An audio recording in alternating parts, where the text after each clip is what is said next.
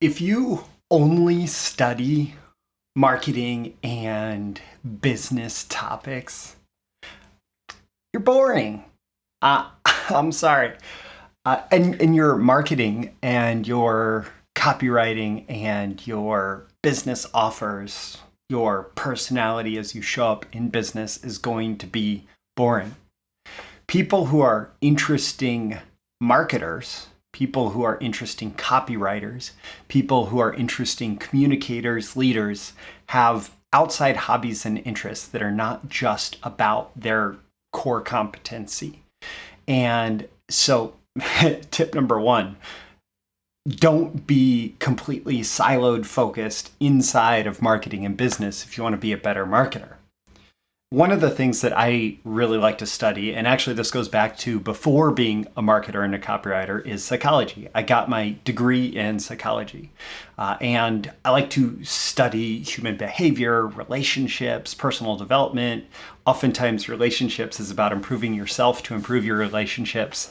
And I saw an article about relationships, and it was like the best lovers do this, and it talked about this one particular skill.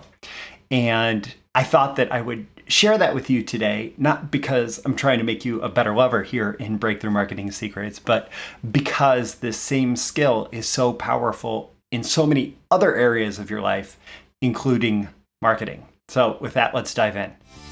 These are the proven direct response marketing, copywriting, and entrepreneurship success strategies you can use today to write your own ticket and create the life you want. I am Roy Furr, and this is Breakthrough Marketing Secrets. Now, here's today's breakthrough. All right, so starting with our message from today's sponsor, let's see, that's me. The training that I want you to check out today, it's linked in the description, is Training Your Subconscious Success Mechanism. This is about developing your relationship with your subconscious mind so that you can connect with your feelings and thoughts and all of the things bubbling underneath the surface in order to, number one, to manage any kind of shadow aspects that are there, any kind of negative emotions, negative thoughts, negative stories that you may tell yourself. And number two, to positively orient your subconscious in pursuit of your own desired success. I may talk about that a little bit more later in this episode. Let's move forward. So, what is this skill that makes you a better lover and marketer? What's this skill that makes you a better lover and marketer? The skill is presence. And great little statement from that article I read. Presence is power. When you have presence, you have a personal power, an interpersonal power. If you are truly able to be present with someone, you have just, it's not power over them. It's like it's an attractive power in that conversation and relationship and moment. And so this ability to be truly present with someone is what will make you a better lover and a better marketer. And this means you're not lost in thoughts of the past or the future, even thoughts of what they just said or what you want to say 3 minutes from now, or thoughts in the past and future completely outside of the present situation. It's about being in the moment, being present with them, being in that space with them. And, even right now, I'm really focusing on being present with you through the camera that I'm looking at here.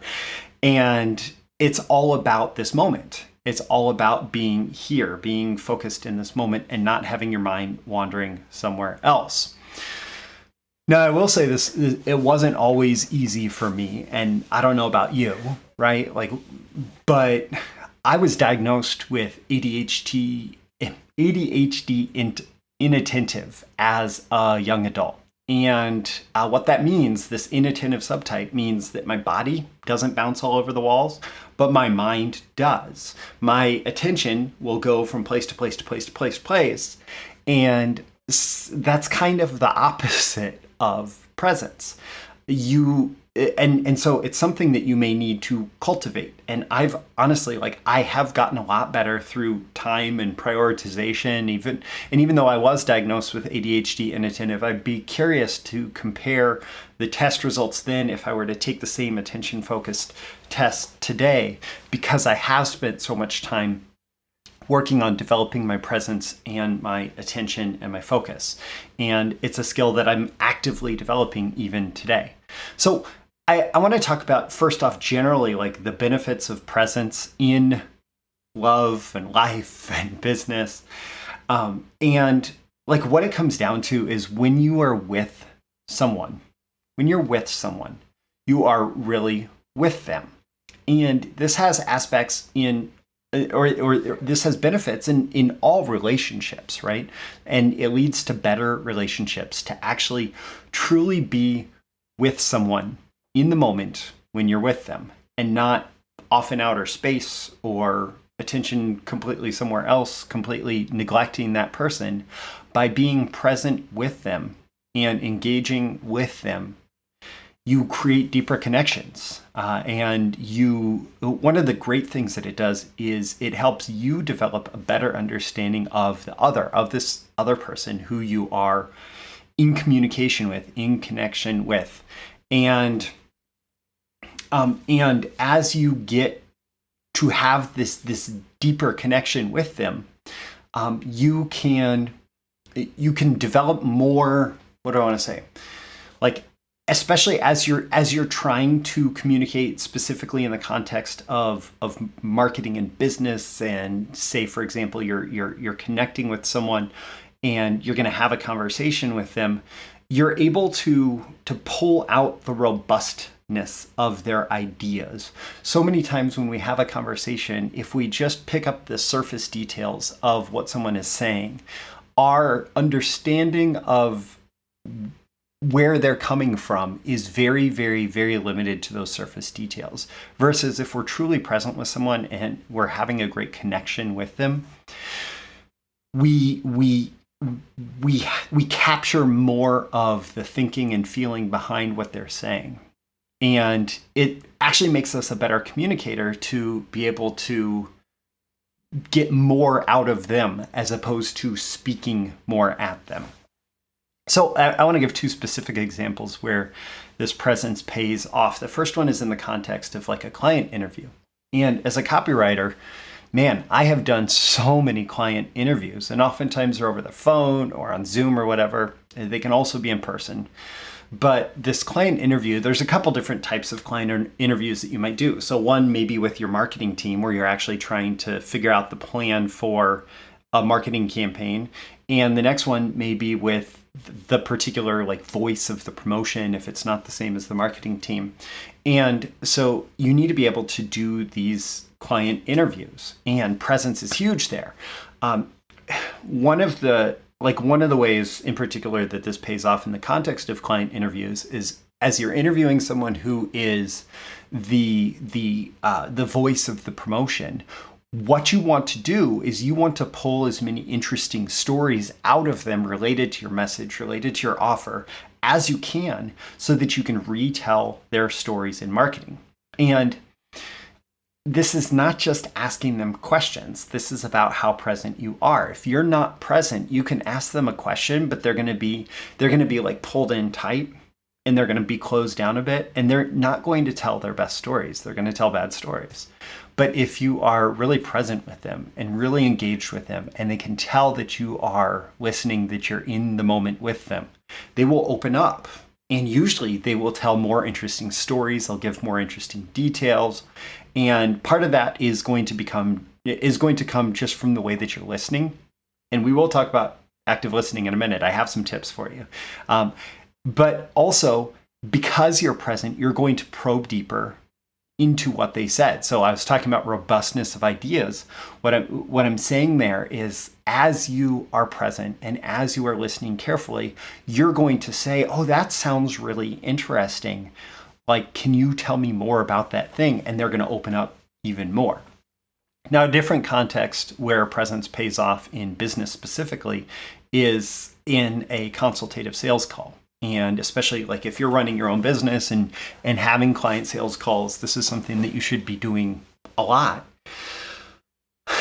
When you are present with this prospect, this is, let's start off like a successful client sales call is one where you're able to figure out from the prospect what will make them buy, like what they need, if you can help them with what they need, and figuring out the buying criteria and decision-making process and where they're at in all of that.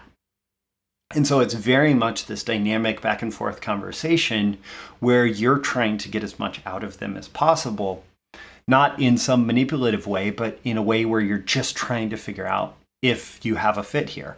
And so if you're not present in those conversations, what's going to happen is they're going to not feel like you are listening, and they're not going to feel like they are being heard. And so they're not going to buy. Whereas if you are present in those conversations, they're going to feel connected with you. They're going to feel like you can help them. And when they feel connected with you and like you're listening and like you care about their needs, then they're going to buy. They're much more likely to buy. And so all of this comes out of just this general skill of presence. And I put together a couple tips for you, realizing that this is going to make this episode a little bit longer, but this is such a valuable skill that I think that it's worth it. So building presence tip number 1 that I have for you is to practice attention. To practice attention.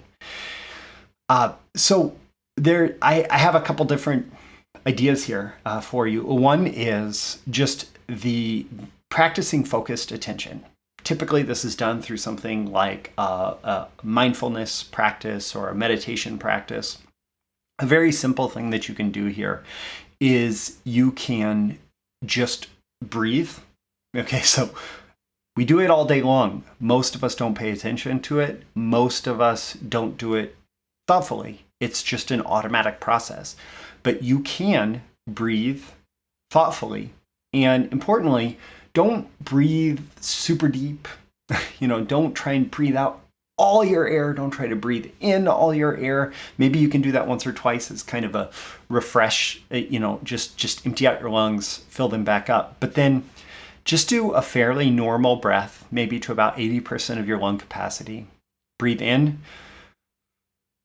And then breathe out a little bit slower because that's just going to relax your body a little bit. By the way, breathing in through your nose, breathing out through your mouth, that works really well. And pay attention because once you've done one full in-breath and one full out-breath, then you're going to count 1. And then you're going to do the same thing over again. You're going to breathe in through your nose, out through your mouth, again, about 80% of lung capacity. And you're going to count 2 at the end of that breath. Now, if you make it all the way up to 10, you probably do this frequently, or you find attention easier for yourself. Most people struggle to make it all the way up to 10 before they lose track of what number they're on. And then if you did lose track, you can start back at 1, but if you make it all the way up to 10, you also start back at 1. And you could set a timer here for 10 minutes, 5 minutes, like if it's that difficult for you to sit and pay attention. But this kind of practicing attention, what it does is it forces you to be completely present with your breath. And this presence that you have with your breath can translate into other things. A different but similar practice is reciting of a mantra or a prayer. So, for example, in Catholicism, there's praying the rosary. If you have some prayer that you would like to repeat, you can do that. That is a mindfulness and meditation practice that will help you practice your paying of attention by choosing to stay focused with that mantra, with that prayer as you repeat it again. 5 minutes, 10 minutes. The praying of the rosary is a more complex process, but it's the same fundamental thing where you are paying attention over an extended period of time and you are pulling your attention back to that consistently. There's a different type of paying attention that you might want to do, a different type of practicing attention that you might want to do. And this is called an embodiment exercise, where you are paying attention to what's going on in your body. And one of the reasons that I like this versus some of the other practices is this type of attention brings a little bit of curiosity, because it's not trying to focus on the repetitive process of counting your breath and staying tuned into that. This is more about bringing a curious awareness to something.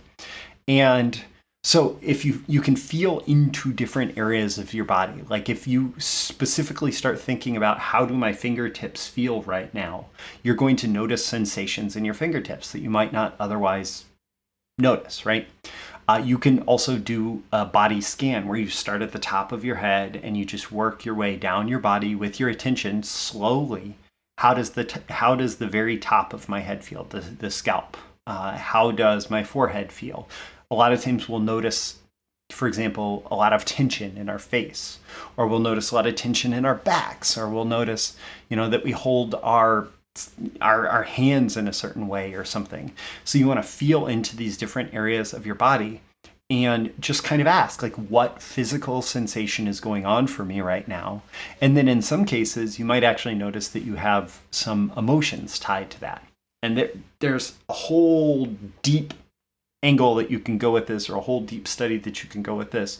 But for the purpose of this developing presence and practicing attention, even just feeling what that physical sensation is, and do I notice anything else? Do any thoughts come up as I think about that?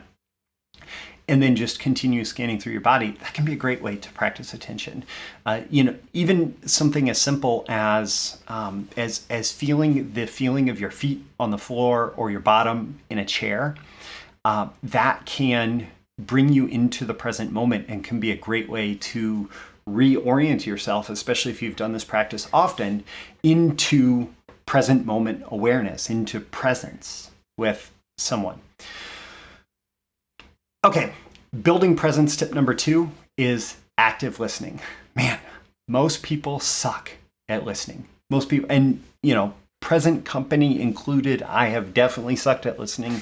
I'm still not a perfect listener or anything, but most people suck at listening. What most of us are doing in so many cases is we're looking for a hole in the conversation to insert ourselves into.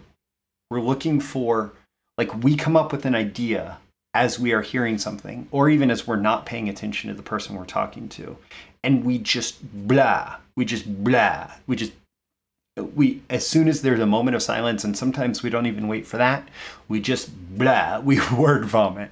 And so we've already formed this response and we just want to blurt it out. That is not good listening, and it's not being present, and it's not being a good conversational partner.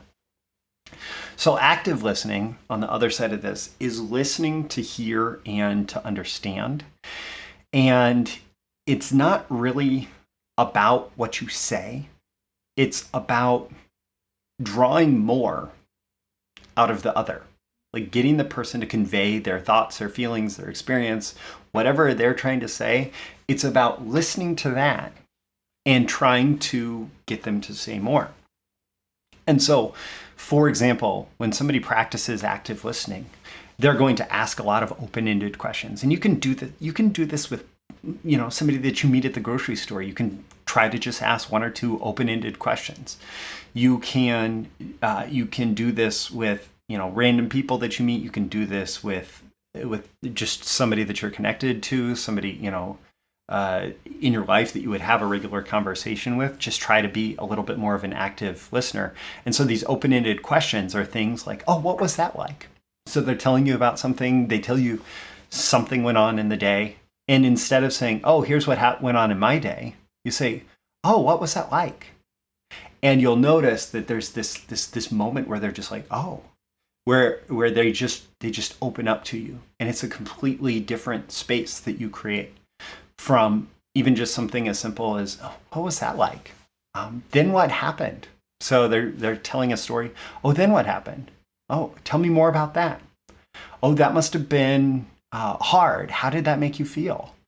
We just find ways to ask these not yes or no questions, but questions that are just asking the person to share more. I would love to hear more about that. Can you share any more? Or what happened next? Or what do you think led to that? Or just anything to get their thoughts and feelings out of them. When you are an active listener, number one, it does require presence, because it's not about how to just spit whatever out at people. It's about how to listen to people, and how to listen to people in an active way. Hello, that's the name. That is encouraging them to share. And when you do that, you're going to make the people that you are connected with, that you're talking to, feel important. They feel great, and so they like you. Like, when they feel good around you, they like you. And active listening does that. And it actually reminds me, like, I've heard so many stories. I've heard Brian Tracy has a version of the story. I've heard Jay Abraham has a version of the story. This episode's already running long, so I'm not going to tell my own version of the story. But there so many times when we are interested in the other person, instead of us trying to talk at them to make ourselves sound better, we are interesting to them. And so you can spend an entire evening talking to someone, just active listening, asking them to tell you more. And they'll say, that person was so fascinating. That person was so interesting. That person is such a good, it's so great to talk to that person. I had such a great conversation with that person. And it was because you were interested in them and you pulled as much detail out of them as possible. This doesn't mean you can't share anything about yourself. It just means that even when you share something about yourself, it's about pulling more details out of them. It's about providing a new jumping off point for their conversation. It's about affirming them. There's a lesson that is the core of improv acting, and I'm back at improv. It's awesome. There's this lesson that's the core of improv acting that is yes and. An active listener is always yes anding the conversation. They're affirming what the person has just said, and they're asking the other person to continue adding details into what they're saying. And so it's a way of yes anding as opposed to no but, as opposed to shutting somebody down. Man, this video is going long though. This episode is going long, so I'm going to move on to building presence tip number 3. And this brings us back around to the sponsor of today's episode, which is the subconscious mind training. Subconscious mind work is a very powerful thing for increasing your presence, because so often when we are struggling to be present with someone, it's because we have these thoughts, these feelings, these emotions, these distractions that are going on inside ourselves that prevent us from being in the moment. And so when you deal with your subconscious mind stuff, when you deal with those thoughts and emotions, you are essentially you're clearing things up so that they're not constantly bombarding you with things that are going to distract you from being present, from being there with the other person. I haven't talked about this much yet, but even just being present with your copywriting, being present with your marketing messages, being present as you are doing all of this work, it makes the quality of everything that you do so much better. So when you deal with these thoughts and emotions, there's this metaphor, this image of cleaning the mirror. So you want to see clearly in the mirror. If the mirror is dirty, if it's smeared with all sorts of gunk, you're not going to be able to see clearly. Or the window, cleaning the window, whatever it is, right? When you clean that off, then it gives you the clear view. And so if you want to be present in a situation, you want that clear view, and it comes from cleaning off the head trash, the nagging negativity, all of those emotional things that can rear their head even at moments that are completely inopportune. And it will allow you to be more present, as well as allow you to lead a better life. I have this quick exercise that I got from Tara Brach, and she's a meditation teacher, etc. And it's the rain exercise. And it often is used for talking about or dealing with negative thoughts. It can be used for really any kind of thoughts because it's just about bringing awareness to whatever thoughts and feelings come up. So let's say let's say you're actually doing that body scan thing that I was talking about, and you notice some kind of emotion tied to some physical sensation. So the RAIN method it's an acronym for recognize, accept, interrogate, and nurture. And so you might recognize that you're having this feeling, and this negative feeling comes up with tension in a certain spot in your body, and there's maybe some emotional content to that. And so you're recognizing that. Now, one of the knee-jerk things that we tend to do is as soon as we have a negative feeling, we reject it. The RAIN method says, don't reject it, actually accept it. And accept that, hey, I'm having this negative feeling, I'm having this negative experience. It's probably happening for some reason, right? It's probably connected to something.